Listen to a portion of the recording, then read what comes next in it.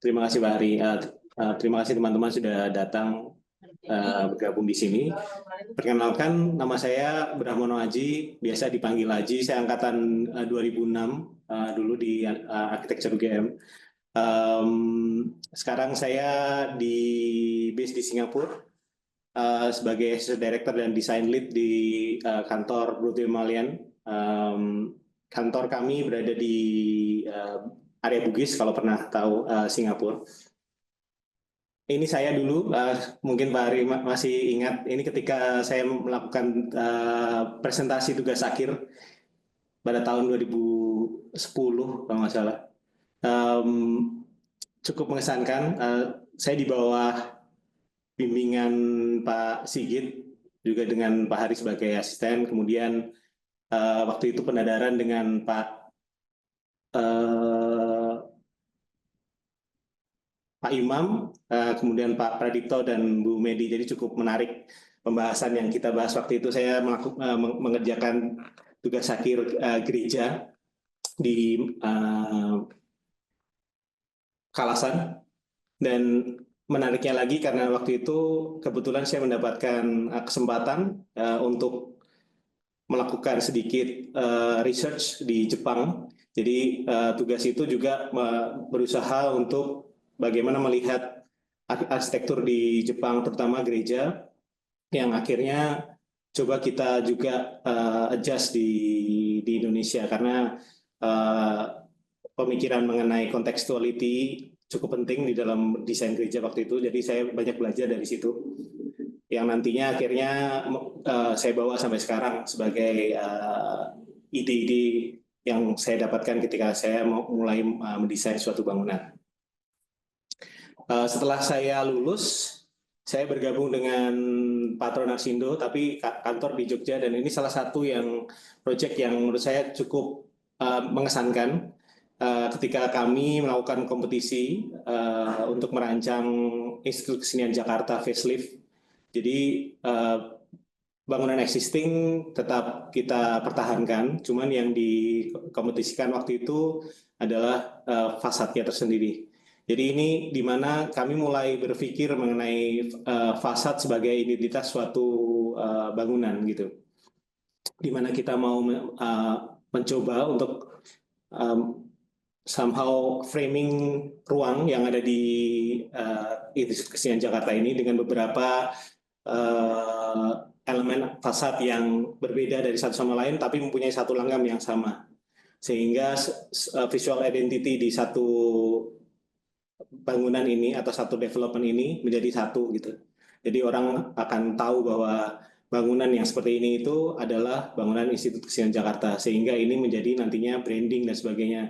Akhir-akhir ini saya beberapa kali mendengarkan YouTube, misalnya Jibim Multazam dan teman-teman IKJ gitu, mereka mulai menyebutnya bangunan BlackBerry. Jadi cukup menarik gimana mereka menginterpretasikan fasad ini menjadi bagian dari hidup mereka gitu ya.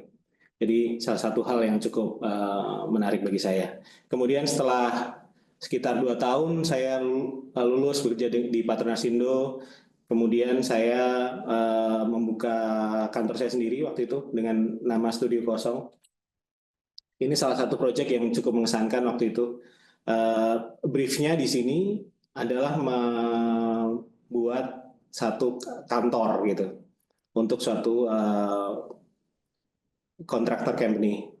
Jadi saya pikir site-nya ada di, kalau teman-teman mungkin pernah ke sini atau pernah tahu, site-nya ada di Godean. Site-nya cukup menarik karena waktu itu belum ada apa-apa di sekitarnya, hanya perumahan kecil dan mungkin beberapa bengkel dan sebagainya. Tapi site yang mereka punya ini menarik karena mempunyai suatu lahan paddy field atau sawah yang cukup luas. Jadi saya pikir bagaimana kita menciptakan ruang kantor yang baru, yang terbuka, yang berasa outdoor dan indoor space-nya, konektivitas di situ terjaga, dan akhirnya sangat menarik untuk orang bisa bekerja di taman gitu. Jadi kita membuat semacam naungan di lantai ground floor yang terbuka untuk alam, dan itu nantinya orang bisa bekerja di sana sambil menikmati sawah yang ada di sekitarnya. Dan hal itu diterima dengan baik oleh klien. Walaupun klien saat pertama kali melihat ini dan mulai membangun, mulai merasa seperti banyak pertanyaan yang ada di dalam diri mereka, bahwa apakah bangunan yang terbuka, sangat terbuka seperti ini akan laku gitu ya untuk orang mau bekerja di sini. Waktu itu kita berpikir bangunan ini menjadi co-working space di lantai ground floor, kemudian lantai 2 menjadi multi-tenant space, di mana orang bisa menyewa ruang-ruang di atasnya, dan juga kantornya si kontraktor itu sendiri. Pada saat awal terbangun tahun 2018, mungkin bangunan ini memang agak struggling gitu ya, karena agak bangunan yang sangat terbuka, orang belum mengerti bahwa itu sebenarnya sesuatu yang nyaman dan enak untuk bekerja gitu. Kemudian tahun 2019 COVID datang, semua orang mulai berpikir tidak bisa bekerja di dalam ruangan yang tertutup, dan akhirnya bangunan ini menjadi salah satu tempat yang disukai oleh banyak orang gitu. Jadi cukup menarik ketika kita mencoba untuk mendobrak sesuatu dengan ide yang kuat gitu, dengan research yang panjang, tapi kita stick dengan apa yang kita pertahankan, apa yang kita percaya. Nantinya pasti akan ada sesuatu yang bisa kita dapat dari situ gitu. Itu yang saya dapatkan di project ini. Ternyata dan akhirnya cukup senang ketika melihat project ini viral misalnya di Twitter, dan banyak orang yang ternyata mau dan datang untuk ke tempat ini. Cukup menarik. Kemudian jadi saya pikir saya kembali lagi ke awal gitu, bagaimana saya mulai karir saya. Jadi saya bekerja dari awal ketika masih kuliah, saya sudah mulai membantu beberapa dosen, terutama dosen yang berada di ketika saya melakukan studi perancangan tahun 2010, seperti kalau nggak salah saya mulai dengan bekerja dengan Pak Ismu waktu itu, melakukan perancangan bangunan psikologi UGM. Saya di situ belajar mengenai arsitektur industri dan bagaimana education skill di situ bisa dikembangkan. Kemudian setelah itu saya membantu Pak Sani untuk melakukan proyek-proyek skala urban. Jadi saya mulai belajar bagaimana kota itu dirancang, bagaimana suatu kawasan yang besar itu saling terkoneksi dengan satu hal dan hal yang lain. Dan setelah itu saya tadi ke Patronatsindo Narsindo, kemudian saya membuka studio sendiri, dan di sini kemudian saya berpikir berapa sih proyek yang saya kerjakan ketika saya hanya tinggal di Jogja gitu. Jadi saya melakukan notes ini sebenarnya sebelumnya saya sudah pernah melakukan ini, hanya ini grafis yang baru gitu. Jadi ternyata cukup menarik karena Patronatsindo itu konsultan cukup besar gitu di Jakarta, yang juga connect dengan Global Rancang Selaras Pak Adi Utomo. Jadi dia punya beberapa proyek yang tersebar di seluruh Indonesia. Jadi kalau saya bikin notes di sini, yang merah ini adalah proyek yang saya lakukan di tahun 2010 sampai tahun 2014. Cukup menarik. Range-nya mulai dari Aceh sampai Timor Leste, kemudian Papua. Yang di Jepang itu saya melakukan beberapa sayembara ketika waktu saya masih di Jepang. Dan hal ini membuat saya berpikir gitu. Dan saya mulai bermimpi kalau saya bisa melakukan proyek di seluruh Indonesia, bagaimana kalau saya mempunyai presence di internasional gitu. Bagaimana proyek yang akan saya kerjakan. Kemudian saya tahun 2014 pindah ke Singapura untuk dengan mimpi bahwa saya akan mengerjakan proyek-proyek di seluruh dunia gitu, sehingga saya punya pengalaman untuk melakukan perancangan di beberapa negara yang lain gitu selain Indonesia. Maka saya waktu itu datang ke Singapura, kemudian melakukan beberapa interview dan akhirnya saya memilih Bruto Himalayan karena Bruto Himalayan adalah international practice. Kami based di Inggris, sehingga proyek-proyek yang kami lakukan itu tidak hanya proyek Singapura tapi proyek seluruh dunia. Dengan begitu hingga sekarang note saya berkembang cukup menarik, mulai dari Amerika hingga Australia. Jadi saat ini saya sedang mengerjakan proyek di Irak. Jadi cukup menarik hari-hari saya ketika hari ini saya mengerjakan sesuatu di Middle East, besok saya bisa mengerjakan sesuatu di India, dan besoknya bisa mengerjakan sesuatu di Vietnam. Jadi saya pikir hal itu yang membuat saya lebih senang dan excited dalam menjalani pekerjaan ini sebagai arsitek. Dan inilah kami sekarang. Kira-kira ini ketika kita melakukan kompetisi di Dubai waktu itu. Ini adalah foto kantor kami di Singapura. Kami sedang melakukan diskusi desain untuk konseptual desain kompetisi tersebut. Saat ini kami ada sekitar 40 orang di studio yang semuanya desainer, mulai dari landscape, interior, architecture, master planning, dan desain. Jadi inilah kami Bruto Himalayan. Salah satu proyek yang saya juga involved di situ itu Royal Caribbean Cruise Ship Terminal di Miami. Kami ada 14 kantor di seluruh dunia, termasuk Singapura. Dan kami mengerjakan proyek yang dengan wide range ya. Jadi mulai dari makro, skala kota, skala pulau, hingga mikro rumah tinggal gitu. Jadi banyak sekali range yang bisa dikerjakan di sini. Kami melakukan semua collaboratively gitu. Jadi saling ada input dari satu sama lain, dan kami selalu berusaha untuk mengerjakan sesuatu secara kohesif gitu. Jadi ketika kita memulai desain, kita selalu bekerja bersama dari tim architecture, dari tim landscape, dari tim interior, dari tim master planning. Kami berdiskusi bersama seperti tadi yang image yang saya lihatkan sebelumnya, itu kita berdiskusi bersama, dan di ruang ini salah satunya, ini ruang yang saya sedang berada sekarang ini bernama Cake Room, itu ruang create kita. Jadi ketika ada project baru, kita biasanya kumpul di sini, kita diskusi mengenai desain tersebut dan mulai mengembangkan brief yang sudah diberikan oleh klien untuk mencapai hasil yang maksimal gitu.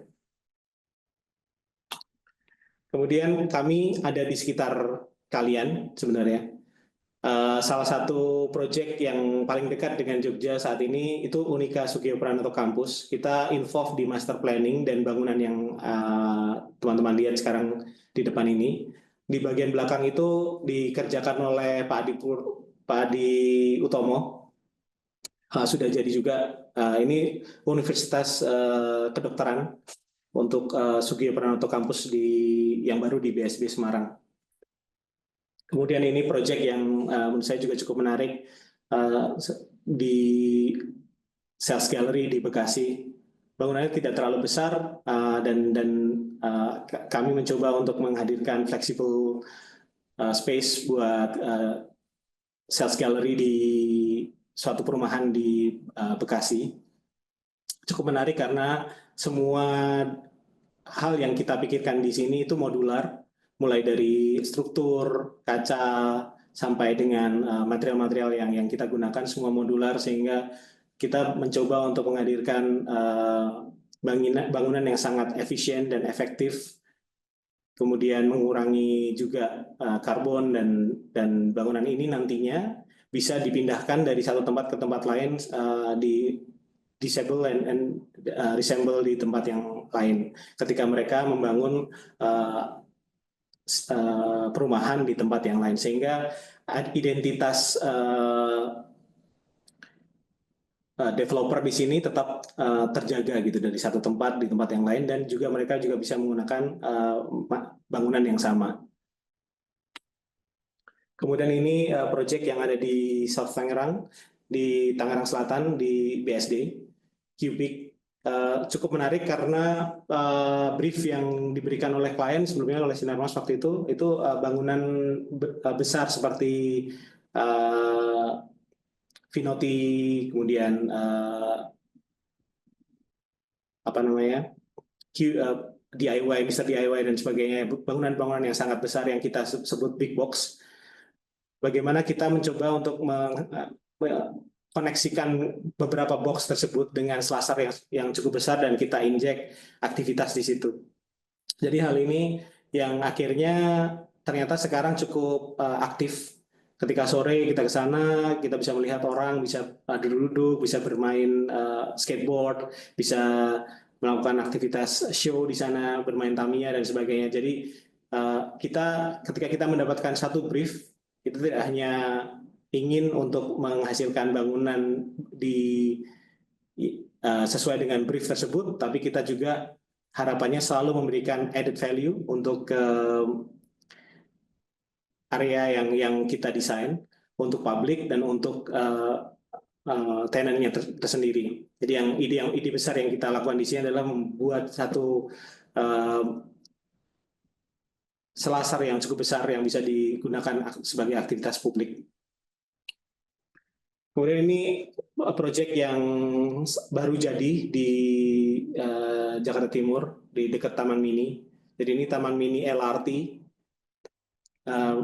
namanya sekarang Travoy Hub. Itu retail plaza yang kita desain di depan LRT station. Saya kebetulan lead desain di bangunan ini. Idenya cukup menarik karena kita mencoba untuk menghadirkan ruang di lantai ground floor yang juga nantinya menjadi part of the facade. Jadi fasad yang kita lakukan karena kita mempunyai satu ruang yang cukup besar sebagai plaza di depan, itu kita mencoba untuk mengkoneksikan fasad di lantai 2 dan lantai 3 yang berupa flow tersebut untuk kemudian nantinya juga menghadirkan flow manusia di lantai ground floor. Jadi ground floor-nya sangat aktif. Ground floor-nya bisa dipakai untuk beberapa event, dan sehingga orang ketika lewat lalu lalang di sini, mereka tidak hanya melihat fasad statik di lantai 2 dan 3, tapi juga fasad yang aktif di lantai ground floor. Itu yang kita coba lakukan di desain teori Taman Mini ini. Kemudian ini Cibis Park Tower 9, menarik di Jakarta Selatan, karena bangunan ini cukup besar, salah satu floor plate terbesar waktu itu di Jakarta. Jadi kita punya 4.000 square meters floor plate dengan flexible space, dengan ide ruang terbuka yang banyak di lantai ground floor yang orang bisa pakai untuk aktivitas sehari-hari. Juga ketika weekend ini cukup ramai karena kita menggunakan beberapa ruang-ruang terbuka tersebut untuk aktivasi masyarakat gitu. Jadi ada kadang ketika weekend ada aktivitas olahraga, dan kita punya kegiatan-kegiatan yang diaktifasikan di beberapa pocket spaces yang kita buat di ground floor. Jadi bangunan ini cukup aktif tidak hanya di hari kerja, tapi juga di weekend gitu. Dan ini juga salah satu proyek pertama yang saya kerjakan bersama Perutmi Malian. Ini adalah residential towers di Kebun Melati di Jakarta Pusat. Kita idenya adalah membuat satu skyscraper, tapi tidak hanya skyscraper yang tinggi dan dan hanya mengandalkan view saja. Tapi kita juga mau mengangkat ground floor yang ada di lantai bawah ke sky deck yang ada di lantai sekitar 20. Jadi hal itu kita coba untuk pergunakan juga menggunakan Levis floor sebagai aktivasinya, sehingga semua space-space yang kita lakukan dapat diaktifasikan oleh penghuni nantinya dan mempunyai added value untuk residential ini. Gitu. Oke. Jadi beberapa project tadi adalah project yang ada yang kami kerjakan di Indonesia. Kemudian saya selalu berpikir hal ini gitu.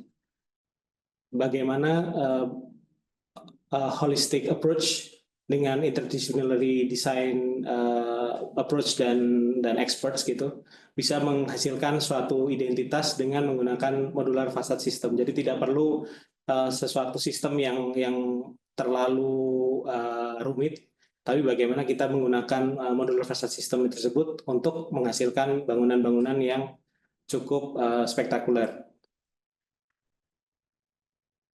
Saya akan mencoba untuk membahas dengan 4 project ini. Jadi 4 project ini nantinya akan saya paparkan lebih lanjut untuk nanti membahas mengenai ide yang tadi saya sampaikan. Salah satu projectnya adalah ini, Google Campus Bhakmana Rio. Itu project ada di Bangalore, India, untuk Google. Ide yang ada di sini itu bagaimana menggunakan modular facade design untuk bangunan yang organik gitu ya. Ide utama dari bangunan ini kita terinspirasi dari site yang ada. Jadi bagaimana kota Bangalore itu tercipta dengan landscape-nya, karena kalau teman-teman tahu bahwa Bangalore adalah salah satu kota yang bilang Garden City gitu, jadi kota taman. Kemudian bagaimana itu juga nantinya menginspirasi desain bangunan kami di Google Bangalore. Dan juga mungkin salah satu yang menarik juga bahwa Bangalore juga adalah adalah kota yang bisa dibilang Silicon Valley of Asia. Jadi banyak sekali tech companies yang ada di situ. Jadi bagaimana kita menghadirkan bangunan yang technological function dengan menggabungkan dengan landscape yang ada di sekitar itu menjadi satu cohesive design. Jadi ide awalnya kita ekstrak lagi dari ide mengenai kota Bangalore tadi. Ini adalah sketsa dari Basavana Gudi. Bagaimana dia mencoba untuk menghadirkan satu public square di tengah yang mengkoneksikan antara 4 districts yang ada di Bangalore gitu. Dan itu akhirnya menjadi ruang publik bagi banyak function yang ada di area sekitar, semacam residential, mixed use, retail, dan sebagainya, semua menjadi satu bagian yang baru gitu, ada di tengah.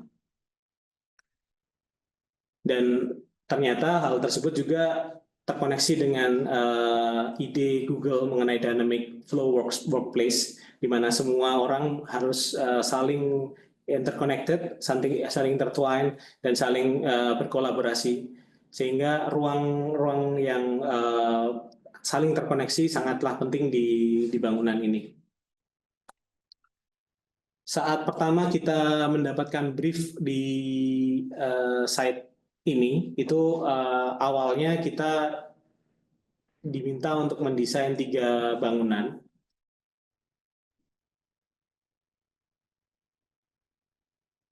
Kemudian kita mencoba untuk melihat lagi dari tadi ide yang bangunan 3 tadi, bagaimana kalau itu dijadikan satu, kemudian jadi satu space yang cukup besar.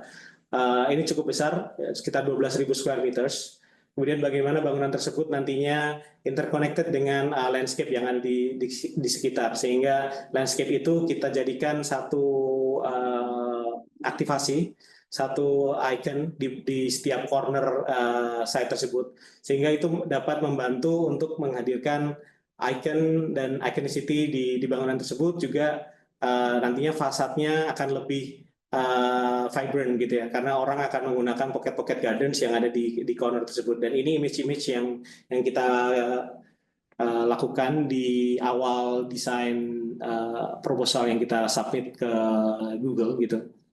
Dan mereka cukup senang dengan desain ini. Kami juga sangat proud dengan apa yang kita lakukan di sini, karena bagaimana kita bisa melihat integrasi dengan teknologi dan dengan landscape tercipta di visual bangunan yang ada ini. Nah, namun dengan bangunan yang sangat besar tadi, 12.000 square meters tadi, ada beberapa masalah. Salah satunya adalah deep floor plate, gitu ya. Jadi deep floor plate itu menghasilkan banyak ruang gelap di sekitaran core. Jadi core-nya ada di tengah ini. Kemudian ada ruang gelap yang ada di sini. Tapi kita mencoba untuk bagaimana kita bisa menghadirkan cahaya dan mengurangi ruang gelap yang ada di ruangan ini, supaya matahari bisa masuk atau penetrate lebih dalam ke dalam floor plate gitu ya. Karena nantinya harapannya bangunan ini semua fleksibel, semua bisa dipakai dan semua terkoneksi antara satu dengan yang lain. Jadi salah satu idenya itu dengan menghadirkan organic floor plate yang tadi carve dari landscape yang saya utarakan sebelumnya.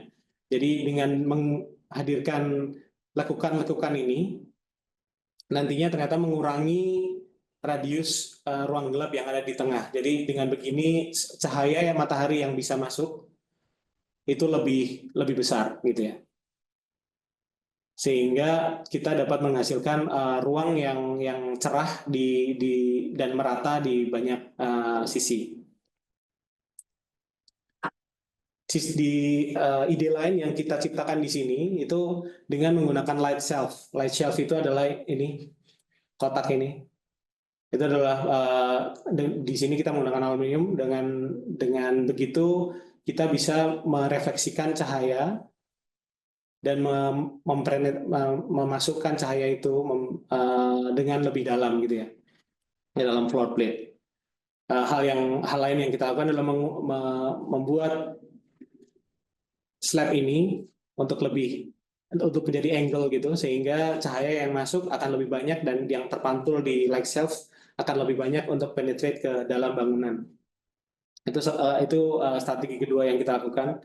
Kemudian strategi ketiga yang kita lakukan, kita menghadirkan smart glass system, di mana smart glass system ini bisa mengurangi glare karena cahaya matahari yang besar gitu. Jadi kita ingin tidak hanya memasukkan cahaya yang lebih banyak ke dalam, tapi ketika kita berada di sisi terluar floor plate, kita bisa tetap merasa nyaman gitu. Jadi cahayanya event dari sisi fasad hingga ke dalam core, cahayanya lebih merata gitu. Jadi salah satu hal yang kita lakukan adalah ini dengan menggunakan smart glass system.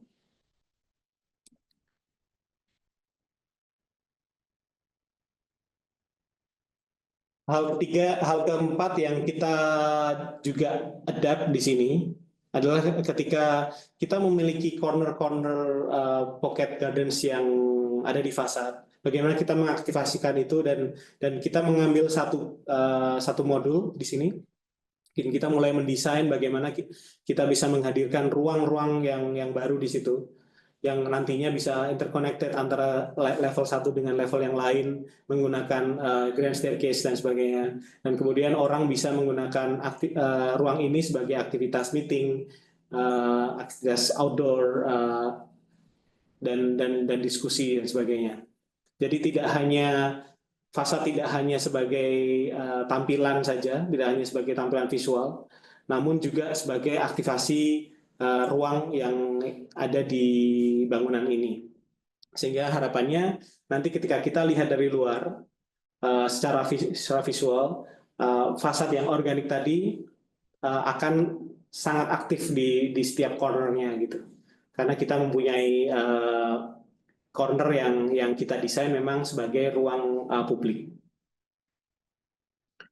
Jadi ini salah satu view yang memperlihatkan bahwa bangunan di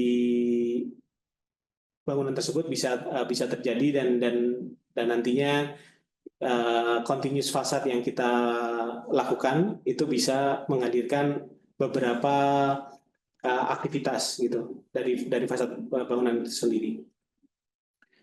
Sebelum kita melakukan hal tersebut semuanya, kita melakukan tes juga di studio. Ini adalah salah satu tes yang kita lakukan. Ada model di belakang yang saya bawa juga di sini sekarang.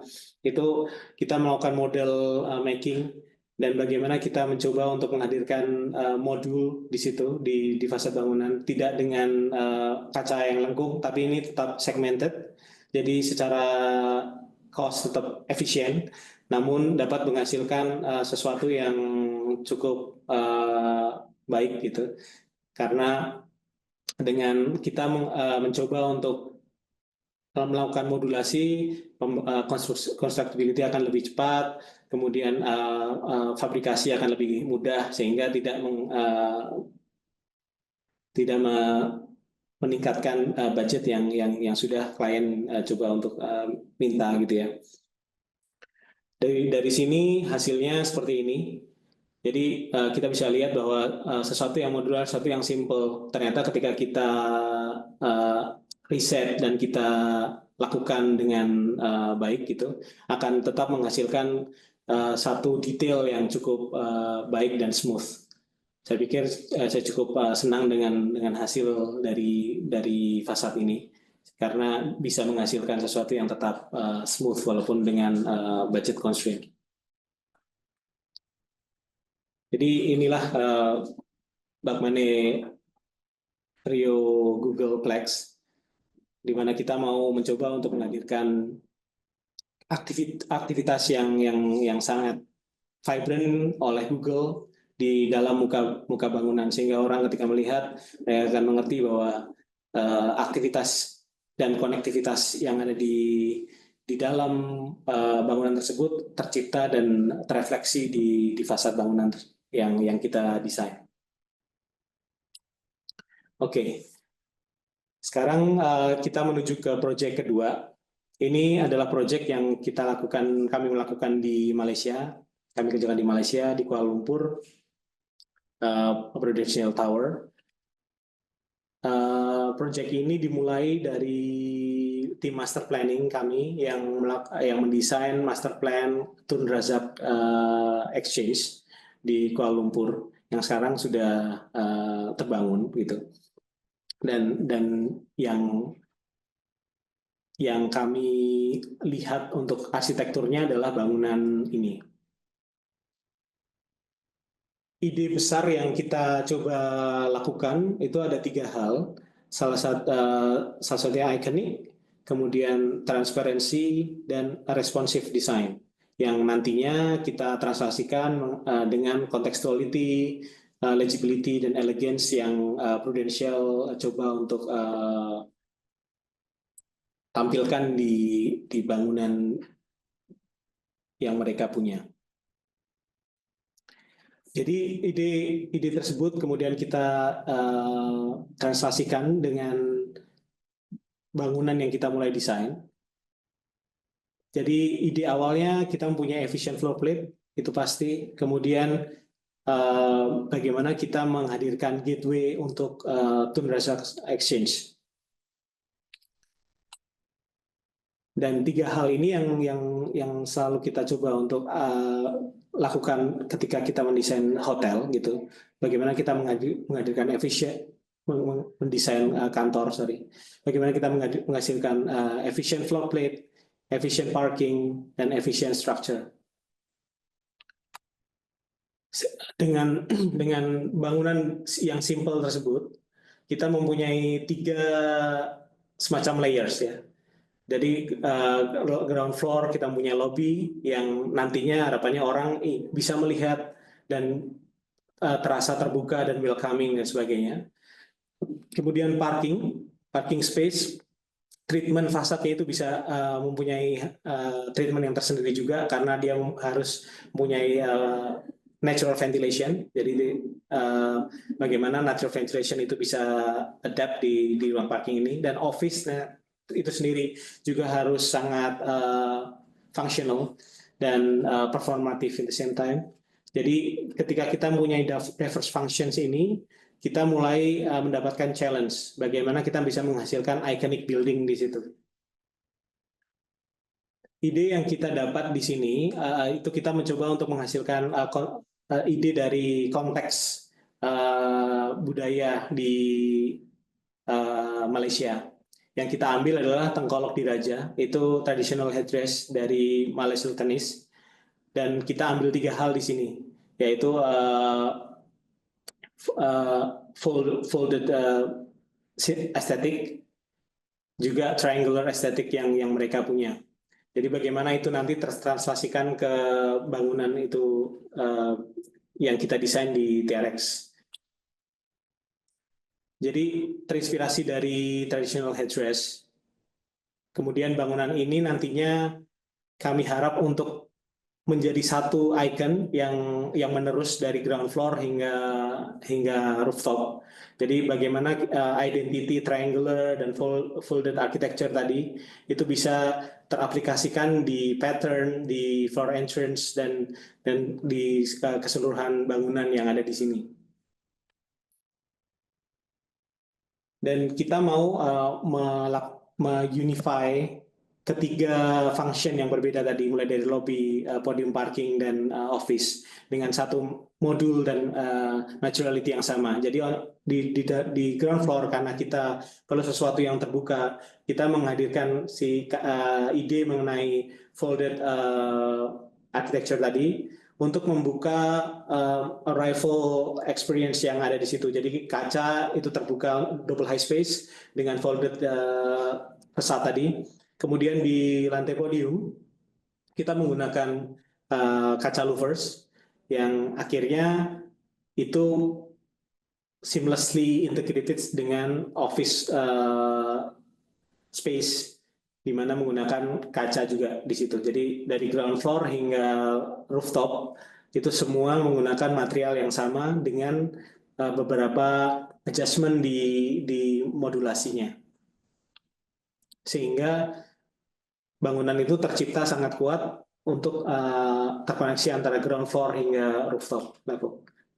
Dan ketika tercipta cukup menarik bagaimana triangular itu bisa menghadirkan beberapa pattern yang kita bisa repetisi di satu bangunan itu.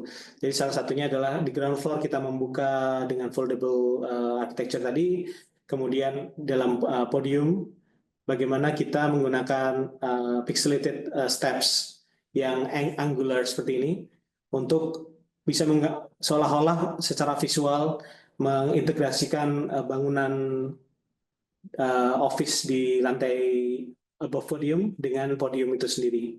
Jadi ini beberapa detail yang kita ciptakan di situ. Jadi bagaimana kita menggunakan beberapa material yang berbeda, namun dengan elemen-elemen yang kuat seperti elemen vertikal yang kita ciptakan di sini itu bisa menjadikan satu hal yang akhirnya ketika kita lihat bangunan ini terlihat menjadi satu entity gitu.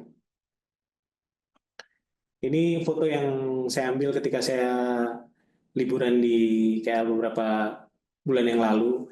Saya pikir kok menarik ketika saya melihat dari bawah, ternyata memang integrasi yang kita lakukan di vertical elements ini cukup kuat gitu. Bagaimana kaca louvers dan kaca office itu juga terlihat seamlessly integrated gitu ya.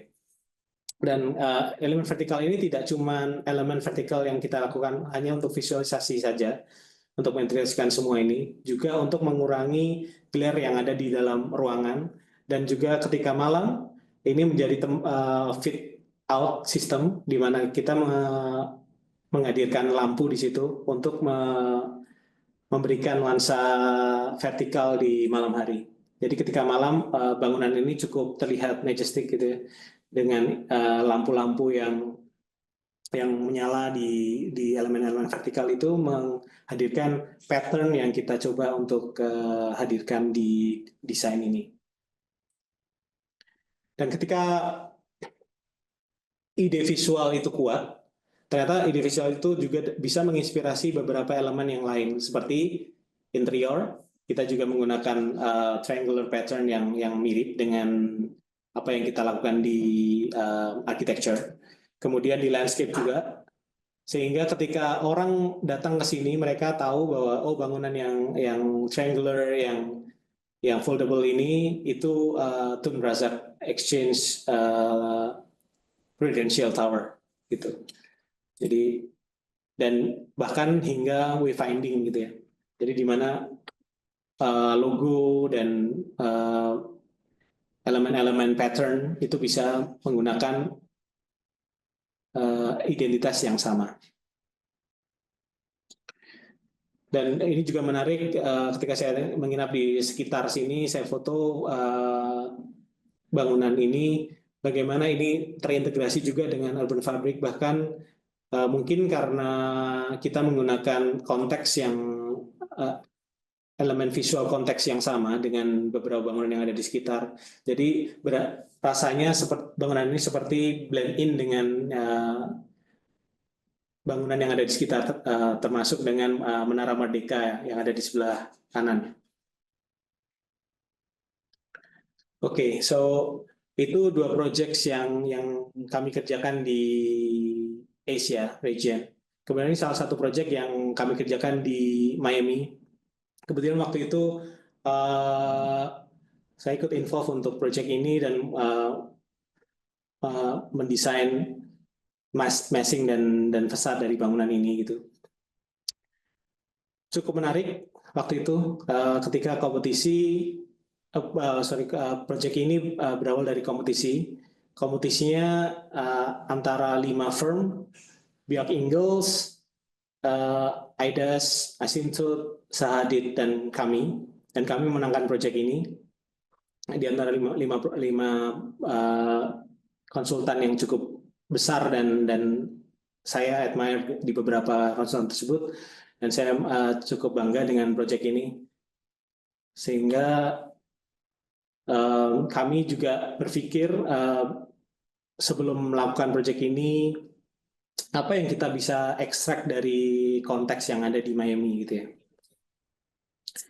Jadi permainan lampu, kemudian wow factor yang ada di cruise terminal, kemudian romansa Miami yang kita mau hadirkan di bangunan ini untuk belum ada apa ya?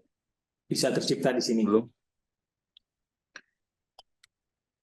Bangunan ini berada di Miami Terminal.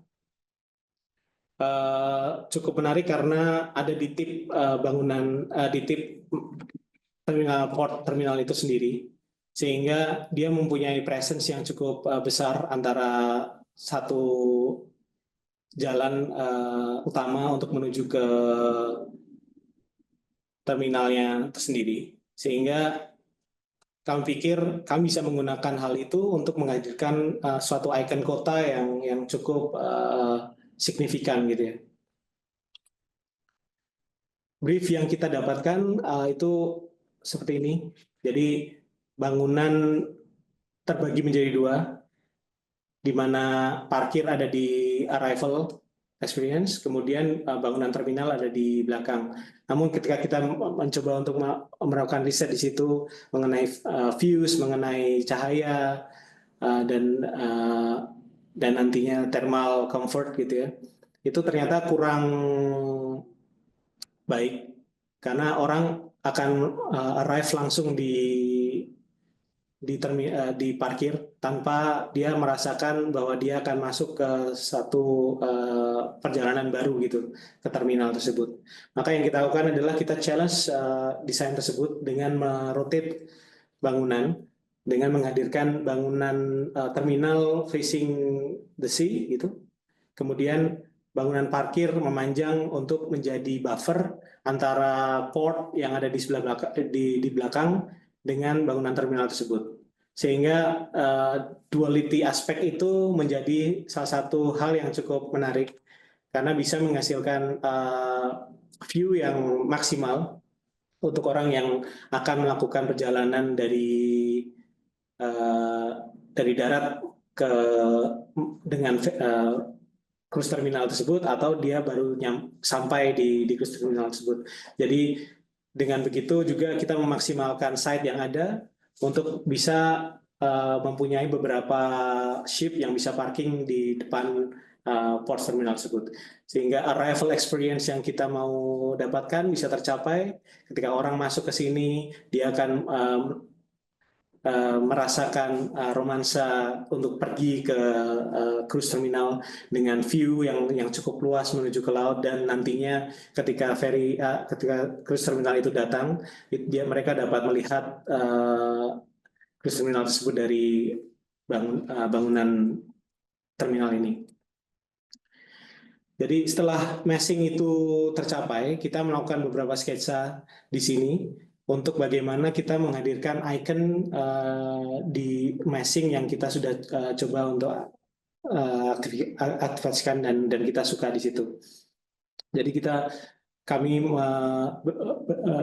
berdiskusi bersama dan melakukan sketsa. Mungkin ini hal yang teman-teman juga bisa lakukan ketika Anda sudah suka dengan beberapa alternatif massing yang kalian lakukan, kemudian mencoba untuk bagaimana menghasilkan sesuatu yang lebih menarik di situ dengan ide-ide mengenai identity contextuality yang kemudian nanti ditranslasikan ke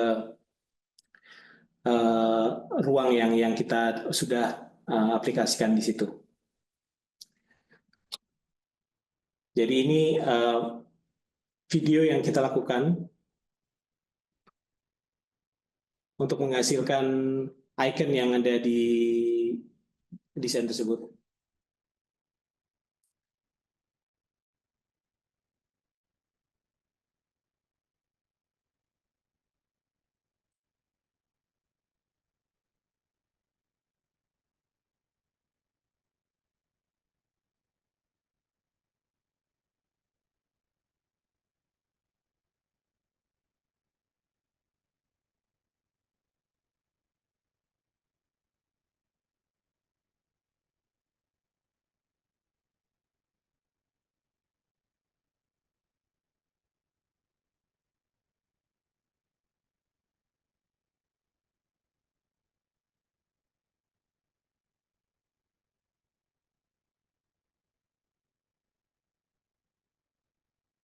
Dan bagaimana kita menghasilkan profil yang ikonik di situ, yang nantinya kita translasikan menjadi The Crown of Miami, yang akhirnya menjadi salah satu ikon kota Miami itu sendiri.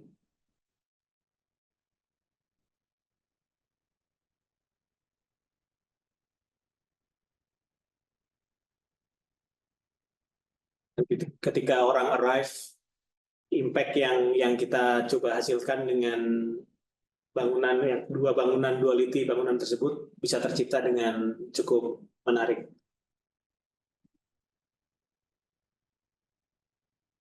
Dan di berbagai sisi masih menghadirkan crown dan huruf M yang ada yang kita bisa lihat dari berbagai sisi yang ada.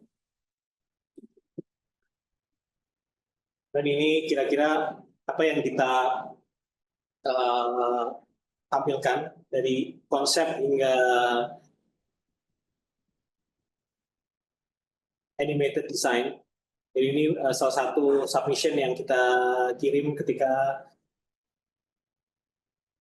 kita melakukan sayembara tersebut. Jadi kita selalu berpikir mengenai simplicity, walaupun bangunan itu mungkin cukup kompleks, tapi bagaimana kita menghadirkan modul-modul fasad yang nantinya bisa kita gunakan tanpa harus lakukan sesuatu yang ekstra gitu ya.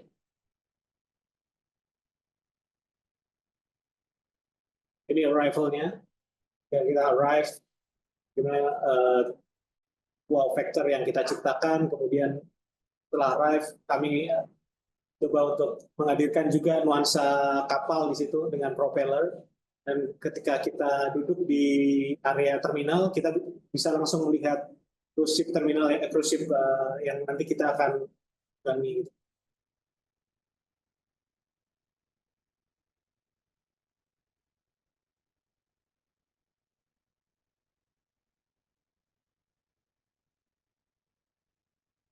Dan bagaimana ketika malam kami menggunakan warna-warna Miami untuk lit up building ini, sehingga kontekstual dengan sekitar yang bangunan-bangunan sekitar yang ada, yang menjadi crown of Miami. Gitu. Oke. Dan begitulah hasilnya. Bangunan itu tercipta tidak mencoba untuk menggunakan material-material yang berbeda, cuma hanya coba untuk menggunakan modular sistem yang ada untuk menciptakan suatu bangunan yang ikonik ini. Dan ini arrival-nya cukup spektakuler. Ketika kita masuk, kita mempunyai dua hal yang berbeda gitu, antara Anda berada di bagian cruise ship atau ketika kalian masuk ke bangunan ini dengan kendaraan pribadi. Dan ini romansa lain yang kita coba untuk aplikasikan dengan mengambil ide propeller dari kapal gitu. Kemudian kita propose ke klien bagaimana kalau kita memasang sculpture yang movable di sini, sehingga ketika orang masuk mereka akan mendapatkan wow factor dengan melihat propeller gold yang ada di ruangan ini. Dan inilah Crown of Miami, Royal Caribbean. Oke, ini proyek terakhir yang saya ingin sampaikan. Ini proyek ada di Alam Sutera, Indonesia. Proyek Sales Center, Sales Gallery, yang nantinya menjadi bangunan podium dan clubhouse untuk residential. Challenge-nya adalah bagaimana kita menghadirkan adaptive functionality di dalam building design. Jadi challenge utamanya adalah merubah function nantinya, atau menghadirkan dual function di satu bangunan, dari marketing gallery yang nantinya akan kita coba untuk mudah ditransformasikan menjadi eksklusif clubhouse untuk residential yang nantinya ada di belakang bangunan. Ini ide awal yang kita lakukan. Kita melakukan painting di in-house, di studio, dan mencoba untuk mencari ide bagaimana kita menghadirkan bangunan yang tidak besar di sini, namun bisa memberikan impact yang cukup besar mulai dari awal development ini dibangun hingga nantinya development ini dipakai oleh para penghuni residential yang ada di belakangnya atau apartemen yang ada di belakangnya. Jadi idenya adalah bagaimana kita bisa interweaving landscape atau menggabungkan landscape di situ dengan function-function yang ada. Ini adalah bangunan yang sekarang sudah jadi di sana. Mungkin nanti kalau teman-teman lewat Alam Sutera bisa mampir dan melihat bangunan ini. Cukup menarik karena bagaimana kita menghadirkan konektivitas antara ground floor dengan level 5 dengan visual identity yang kita coba aplikasikan di sini, yaitu interweaving facade yang mengkoneksikan ground floor dengan level 5. Jadi idenya kita dapat lagi-lagi dari konteks, bagaimana kita melihat konteks tersebut yang mempunyai potential views, kemudian potential vista dari Alam Sutera Boulevard karena bangunan ini ada di corner gitu ya. Jadi bagaimana orang bisa mau untuk melihat bangunan ini dan bagaimana bangunan ini juga terasa welcoming buat orang yang lalu lalang di jalan ini. Jadi idenya adalah karena di sekitaran site ini banyak park gitu dan ada aliran air di situ. Kita pikir bagaimana kita bisa menghadirkan interweaving landscape di mana kita intertwine antara blue dan green atau air dan landscape hijau dan kemudian membawa itu ke lantai atas gitu ya. Jadi bagaimana landscape itu nantinya juga stepping up ke lantai 5 yang ketika sudah jadi itu juga bisa menjadi landscape-nya si residential tower yang ada di atas. Dan ketika residential towers itu sudah dipergunakan, sales center yang tadinya didesain dari awal itu berubah fungsi menjadi clubhouse. Jadi idenya adalah ketika kita ingin menjual mimpi, dari ketika orang masuk atau potensial buyer masuk ke sini dari awal mereka akan merasakan apa yang nanti akan mereka rasakan ketika mereka sudah memiliki hunian yang ada di sini gitu. Dan beginilah jadinya ketika kita menggunakan visual identity yang jelas, yaitu intertwine dan angle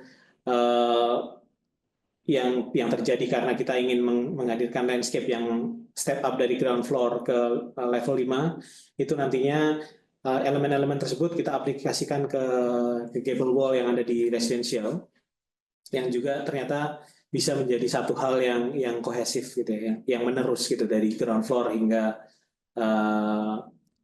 rooftop residential gitu. Jadi kembali lagi ke functionnya. Jadi ground floor itu adalah co-working lounge, kemudian ada entertainment level 2. Jadi dua level ini cukup signifikan karena mereka merupakan function yang akan didatangi oleh potential buyer. Mereka akan datang ke sini dan melihat-lihat di level 1 dan level 2. Level 3 dan level 4 adalah office untuk ketika sales center ketika bangunan ini masih menjadi sales center. Sehingga yang kita lakukan adalah kita ingin membuka ground floor dan mencoba untuk tidak terlalu memperlihatkan level atas karena level atas bukan hal yang signifikan dan penting untuk menjadi muka bangunan tersebut. Jadi stepping landscape yang kita lakukan tadi itu menggunakan meshing yang cukup dinamis, tidak tercipta hanya secara visual, namun kita juga memberikan apa yang ada function-function apa yang ada di dalam bangunan tersebut, sehingga semua ide desain yang kita lakukan mulai dari function hingga fasad itu sangat integrated gitu ya, sangat berkesinambungan. Dan semua itu bisa menghadirkan facet language atau yang menghadirkan identitas bangunan tersebut. Jadi mulai dari sales center hingga residential itu sangat terkoneksikan dengan baik. Dan semua itu tidak kita lakukan dengan hal yang terlalu kompleks, tapi kami tetap menggunakan modul-modul sederhana, namun dengan pemasangan dan desain yang cukup berbeda gitu ya. Jadi di sini kita menggunakan kaca modul yang sama dengan modul yang cukup simple, Namun kita coba untuk menghadirkan layer baru di situ dengan aluminium panel yang nantinya itu menjadi clad finish space antara ground floor dengan rooftop level. Dan ketika malam kami mencoba untuk highlight si diagonal angle yang kita desain tadi sehingga cukup menarik ketika malam dan akhirnya ide diagrams mengenai stepping ground floor dan landscape ke lantai atas, ke lantai 5 dan bagaimana itu nanti tercipta dengan fasad juga gitu, itu terlihat cukup jelas di sini. Dan ketika kita melakukan diagram yang jelas, itu ternyata komunitas juga bisa melihatnya dengan jelas. Jadi kami cukup senang dengan beberapa image ini karena kami pikir ini merepresentasikan apa yang kami pikirkan dari awal gitu. Dan ketika mereka lewat dan foto bangunan ini itu dan share di Instagram, ternyata cukup sejalan dengan apa yang kami pikirkan. Bagaimana landscape di situ tercipta, bagaimana double high space terlihat cukup jelas, dan bagaimana fasad kita integrated dengan tanaman yang ada di ground floor. Dan saya ingin mengakhiri paparan saya hari ini dengan statement ini gitu. Jadi saya selalu percaya bahwa architecture is a language. Every building tells a story that defines identity. Gitu. Jadi semua yang kita lakukan ini semua itu berasal dari sesuatu bahasa yang menghasilkan cerita yang nantinya akan menghasilkan identitas bagi bangunan tersebut. Itu. Terima kasih.